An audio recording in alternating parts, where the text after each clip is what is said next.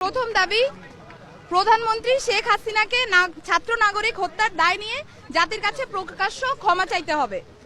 দ্বিতীয় দাবি, আইন শৃঙ্খলা রক্ষাকারী বাহিনী ও দলীয় ক্যাডার এবং সন্ত্রাসী কর্তৃক ছাত্র নাগরিক হত্যার দায় নিয়ে স্বরাষ্ট্রমন্ত্রী আসিফুজ্জামান খান কামাল, সড়ক পরিবহন ও সেতু মন্ত্রী ওবায়দুল কাদের, শিক্ষামন্ত্রী মহিবুল হাসান চৌধুরী নয়ফেল, আইনমন্ত্রী আনিসুল হককে মন্ত্রী পরিষদ থেকে পদত্যাগ করতে হবে।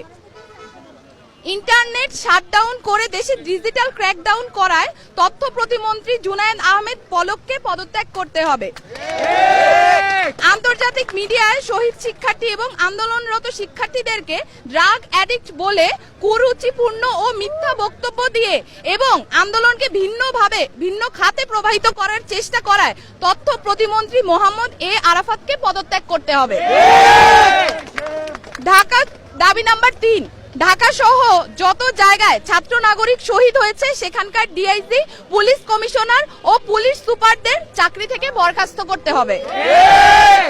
দাবি নাম্বার 4, ঢাকা বিশ্ববিদ্যালয়, জগন্নাথ বিশ্ববিদ্যালয়, জাহাঙ্গীরনগর বিশ্ববিদ্যালয়, রাজশাহী বিশ্ববিদ্যালয় এবং চট্টগ্রাম বিশ্ববিদ্যালয় সহ সারা দেশের প্রত্যেকটি বিশ্ববিদ্যালয়ে যেখানে ক্যাম্পাসে আইন শৃঙ্খলা বাহিনী কর্তৃক শান্তিপূর্ণ আন্দোলনে হামলা হয়েছে প্রত্যেকটি বিশ্ববিদ্যালয়ের ভিসি এবং প্রক্টরকে পদত্যাগ করতে হবে।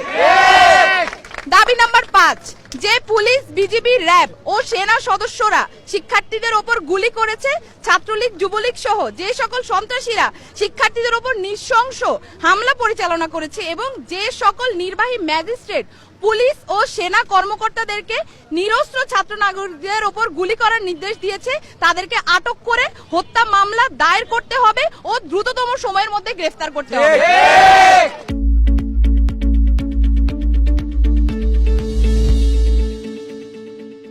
দাবি নাম্বার 6, দেশব্যাপী যে সকল ছাত্র নাগরিক শহীদ ও আহত হয়েছে তাদের পরিবারকে অতি দ্রুত সময়ের মধ্যে যথাযথ ক্ষতিপূরণ প্রদান করতে হবে। 7, দাবি নাম্বার 7, ঢাকা বিশ্ববিদ্যালয়, জগন্নাথ বিশ্ববিদ্যালয়, জাহাঙ্গীরনগর বিশ্ববিদ্যালয়, রাজশাহী বিশ্ববিদ্যালয় এবং চট্টগ্রাম বিশ্ববিদ্যালয় সহ সারা দেশের প্রত্যেকটি বিশ্ববিদ্যালয় এবং শিক্ষা প্রতিষ্ঠানে ছাত্রলীগ নামক সন্ত্রাসী সংগঠন সহ সকল লেজুর ভিত্তিক ছাত্র রাজনীতি নিষিদ্ধ করে দ্রুততম সময়ের মধ্যে নিয়মতান্ত্রিকভাবে ছাত্র সংসদ কার্যকর করতে হবে। দাবি নাম্বার 8, অবিলম্বে সকল শিক্ষা প্রতিষ্ঠান ও হলগুলো খুলে দিতে হবে।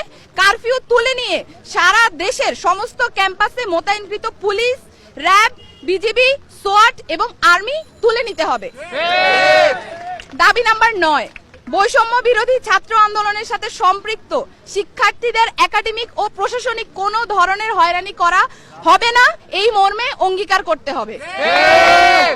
ইতিমধ্যে গণগ্রেফতার ও পুলিশি হয়রানির শিকার সমন্বয়ক বৃন্দ ও ছাত্র নাগরিকদের অবিলম্বে মুক্তি দিতে হবে ও সকল মামলা প্রত্যাহার করতে হবে। এই ছিল আমাদের 9 দফা দাবি এবং এই 9 দফা দাবিকে সামনে রেখে আমরা আমাদের আন্দোলন পরিচালনা করছি এবং আজকেও আমাদের যে কর্মসূচি সেই কর্মসূচি থেকে আমরা বলতে চাই অবিলম্বে অতি দ্রুত আমাদের যে 9 দফা দাবি সেটা মেনে নিতে হবে।